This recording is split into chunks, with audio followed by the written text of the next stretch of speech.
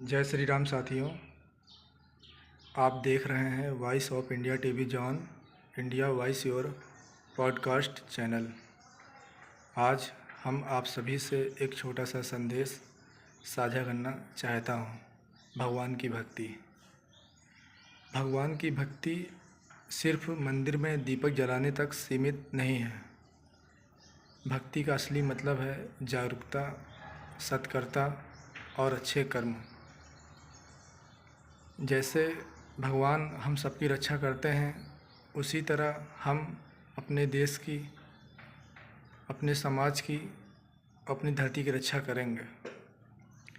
आज का समय हमें अलर्ट रहने की शिक्षा देता है, चाहे वह देश की सुरक्षा का सवाल हो, चाहे वह सोशल मीडिया पर फैल रही गलत खबरें हों। हर समय हमें जागरूक रहना है।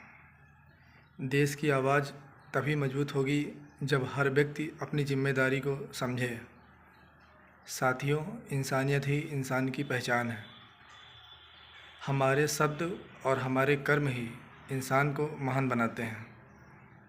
भक्ति का असली अर्थ यही है कि हम हर जीव में भगवान को देखें, फिर चाहे वह गरीब इंसान हो, कोई बच्चा हो, या पशु पक्षी हो, या जंगल में रहने वाला जंगली जीव हो।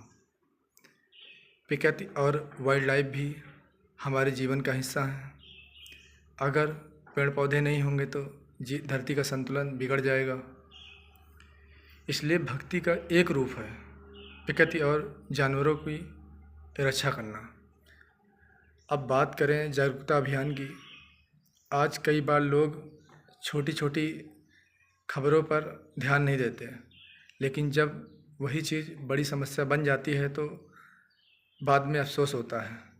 इसलिए ज़रूरी है कि हम हर न्यू अपडेट को ध्यान से समझें, गलत जानकारी से बचें, सही जानकारी को आगे बढ़ाएं।